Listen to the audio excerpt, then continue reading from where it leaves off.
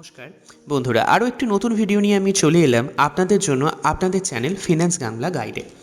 এই চ্যানেলে আমরা কথা বলি কিভাবে আপনার কষ্টের টাকা নিরাপদ থাকে, আবার সময়ের সঙ্গে সঙ্গে তার মূল্য বাড়ে। আচ্ছা, ফিক্সড ডিপোজিট কি এখনও যথেষ্ট, নাকি আপনার টাকাটা আস্তে আস্তে মূল্য হারাচ্ছে?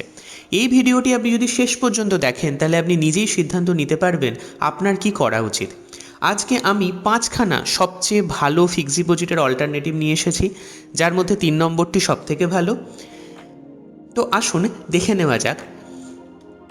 প্রথমেই, ফিক্সড ডিপোজিট কি খারাপ নাকি ভালো?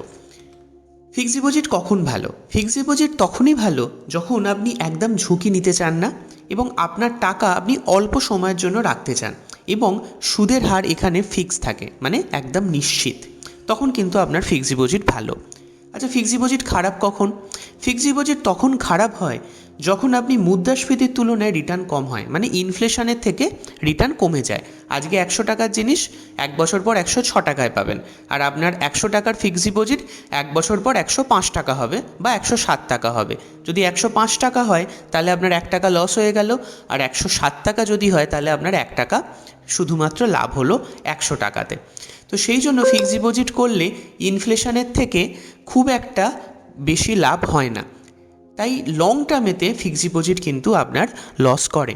এবং এখানে ট্যাক্স কিন্তু প্রকৃতভাবে কেটে নেয়। মানে ধরুন আপনি একটা 100 টাকার ফিক্সড ডিপোজিট করলেন, যেখানে কিনা আপনি 10 টাকা রিটার্ন পেলেন। 10 টাকা যে রিটার্ন পেলেন তার ট্যাক্স হচ্ছে টিডিএস কাটবে 10%, মানে 10 টাকার 1 টাকা কেটে নিল। তাহলে আপনি কত টাকা রিটার্ন পেলেন? 9 টাকা। মানে 100 টাকা রাখলে আপনি 9 টাকা রিটার্ন পেলেন ট্যাক্স কাটার পরে।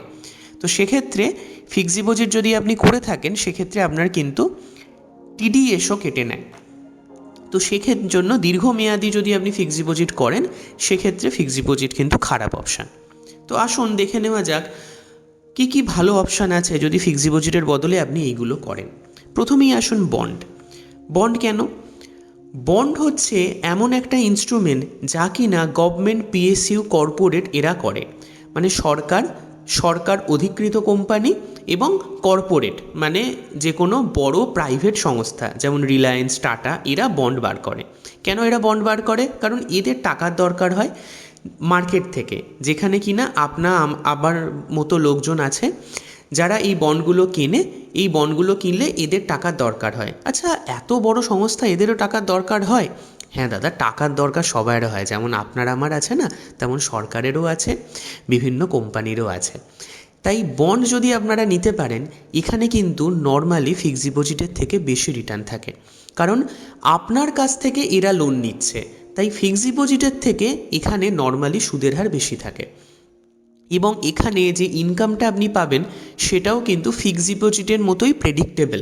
মানে আপনি 8% পান বা 9% পান বা 10% পান, আপনার ফিক্সড ডিপোজিটের মতোই এখানে জিনিসটি প্রেডিক্টেবল।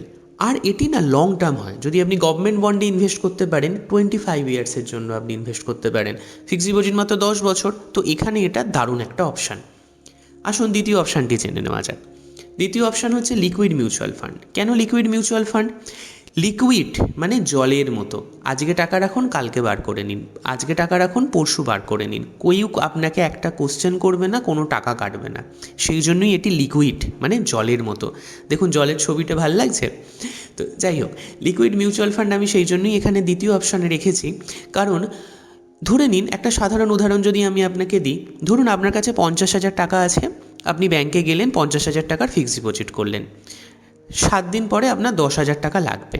তা আপনি যদি ব্যাংকে গিয়ে বলেন যে আমার 10,000 টাকা লাগবে, তাহলে ব্যাংক কী বলবে? যে ফিক্সড ডিপোজিটটা আপনি করেছেন পুরোটাই আপনাকে ক্লোজ করতে হবে।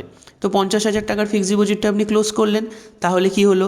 আপনার 50,000 টাকাতে পেনাল্টি গেল, 50,000 টাকার উপরে যে ট্যাক্স গেল সেই ট্যাক্সটা কাটলো, কিন্তু আপনার টাকার দরকার কত ছিল? মাত্র 10,000 টাকা। তাই আপনি যদি লিকুইড মিউচুয়াল ফান্ডে টাকাটি রাখতেন, আপনি ফিক্সড ডিপোজিটের মতোই রিটার্ন পেতেন, কিন্তু যেদিন আপনার 10,000 টাকা দরকার আপনি শুধু 10,000 টাকাই তুলতে পারতেন, বাদবাকি 40,000 টাকা আপনার ফিক্সড ডিপোজিটের মতোই লিকুইড মিউচুয়াল ফান্ডে পড়ে রইল। তাই এটা বেটার দ্যান সেভিংস অপশান হয়, বেটার দ্যান ফিক্সড ডিপোজিট, এবং এর লিকুইডিটিও প্রচণ্ড হাই। আপনি যে কোনো ব্যাংকে করতে পারেন, স্টেট ব্যাংক, অ্যাক্সিস ব্যাংক। আমাকে কেউ স্পন্সর করেনি, এই ভিডিওটি সম্পূর্ণ স্বতন্ত্র, আমি আপনাদের সুবিধার্থে ভিডিওটি বানাচ্ছি। তো আসুন 3 নম্বর অপশানটি দেখে নেওয়া যাক, যেটা কিনা আমি আগেই বলেছিলাম আমার ফেভারিট। কেন? Hybrid mutual fund. হাইব্রিড সমস্ত কিছুই আজকাল হাইব্রিড। আপনারা যেটা খাচ্ছেন, যেটা পড়ছেন, যা দেখছেন, পশু পাখি, টাকা পয়সা, বহু কিছু জিনিস এখন হাইব্রিড অপশানে পাওয়া যাচ্ছে। তো যাই হোক, হাইব্রিড মিউচুয়াল ফান্ড কি? হাইব্রিড মিউচুয়াল ফান্ড কিন্তু আপনাকে সবথেকে লং টার্মে ভালো রিটার্ন দেয়। মানে আপনি যদি 10 বছরের জন্য একটা ফিক্সড ডিপোজিট করেন আর 10 বছরের জন্য একটা হাইব্রিড মিউচুয়াল ফান্ডে টাকা রাখেন, তাহলে আপনি নিশ্চিত থাকুন আপনার হাইব্রিড মিউচুয়াল ফান্ড কিন্তু আপনাকে ফিক্সড ডিপোজিটের থেকে বেশি রিটার্ন দেবে। আচ্ছা, জেনে নেওয়া যাক এই যে রিটার্নটা আপনাকে বেশি দিচ্ছে, রিটার্নটা কিভাবে দিচ্ছে। রিটার্নটা বেশি সেই কারণেই দিতে পারছে কারণ তার কিছুটা টাকা স্টক মার্কেটে লাগানো আছে। হ্যাঁ, কোনো একটা প্রফেশনাল ফান্ড ম্যানেজার এই ফান্ডটি ম্যানেজ করেন, আপনার টাকা ডোবার কোনো ভয় নেই। ইকুইটিতে অল্প টাকা রাখে এবং বাদবাকি টাকা ডেট ইনস্ট্রুমেন্টে রাখে, যেটা কিনা 10 বছর পরে গিয়ে বা 3 বছর 5 বছর পরেও এটা যথেষ্ট একটা ভালো আপনাকে রিটার্ন দেয়। তো হাইব্রিড মিউচুয়াল ফান্ড সেই জন্য একটা বেটার অপশান, কারণ এখানে আপনার টাকা নিরাপদ থাকছে, টাকা রিটার্নেও বাড়ছে এবং একটা হালকা রিস্ক নিতে হচ্ছে। হ্যাঁ, হালকা রিস্ক সমস্ত কিছুতেই থাকে, বাট সেই জন্য mutual fund is invested to market to subject risk. তাই যখন আপনি কোনো মিউচুয়াল ফান্ডে ইনভেস্ট করবেন, একটু রিস্ক সম্বন্ধেও সচেতন থাকবেন। আসুন চতুর্থ অপশানটি দেখে নেওয়া যাক, আরবিটারেজ ফান্ড। দেখুন, নামটা শুনতে জটিল লাগলেও কাজটা কিন্তু সোজা। আরবিটারেজ মানে কি জানেন? ধরুন এ মার্কেট থেকে 10 টাকা দিয়ে কোনো জিনিস কিনলো, বি মার্কেটে জিনিসটা 12 টাকায় বেচে দিল, মানে 2 টাকা প্রফিট। আজকে হাওড়া থেকে 10 টাকায় বাদাম কিনে শিয়ালদায় 12 টাকায় বাদাম বিক্রি করলো, 2 টাকা প্রফিট দিনের দিন। ঠিক স্টক মার্কেটেও এইরকম হয়, কোনো একটা এক্সচেঞ্জে দাম কম, কোনো একটা এক্সচেঞ্জে দাম বেশি, সেম ডেতে কিনে সেম ডেতে বেচে দিল। সেই জন্য আরবিটারেজ ফান্ড হচ্ছে একটা দারুণ অপশান। এবং যেহেতু এটা ইকুইটি ফান্ড নিয়ে থাকে, যেহেতু ইকুইটি কেনা বেচা করে, সেই জন্য এর ট্যাক্স স্ল্যাবও কিন্তু কম। মানে আপনি যদি একটু বেশি ট্যাক্স স্ল্যাবের আন্ডারে পড়েন, ধরুন 30% ট্যাক্স স্ল্যাব, সেক্ষেত্রে আরবিটারেজ ফান্ড কিন্তু একটা দারুণ অপশান। তো সেই জন্য আরবিটারেজ ফান্ড একটা খুব খুব ভালো অপশান ফিক্সড ডিপোজিটের এগেনস্টে। আসুন পরের অপশানটা দেখে নিন। পরের অপশানটি হচ্ছে date mutual fund. Date mutual fund কিসের জন্য? আমি প্রথমে বন্ড বলেছিলাম 1 নম্বর অপশানে।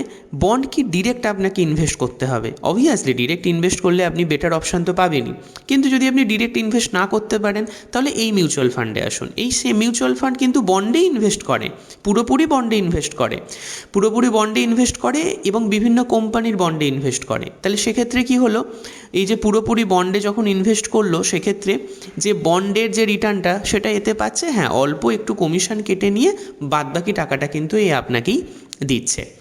আশা করছি ভিডিওটি ভালো লেগেছে, তো প্লিজ সাবস্ক্রাইব করে দিন আমার চ্যানেলটিতে। আপনি কমেন্ট করুন এই যে এতগুলো অপশান আমি দিলাম, এর মধ্যে কোন অপশানটি আপনার সবথেকে ভালো লেগেছে। যদি কোনো পার্টিকুলার অপশান নিয়ে আপনার মনে হয় যে আরও কিছু জানার দরকার, আপনি কমেন্ট করুন, আমি সেই পার্টিকুলার অপশানটি নিয়ে আরও একটি লং ভিডিও বানাবো। আশা করছি ভালো লেগেছে। প্লিজ লাইক করবেন, সাবস্ক্রাইব করবেন আর শেয়ার করবেন। ধন্যবাদ।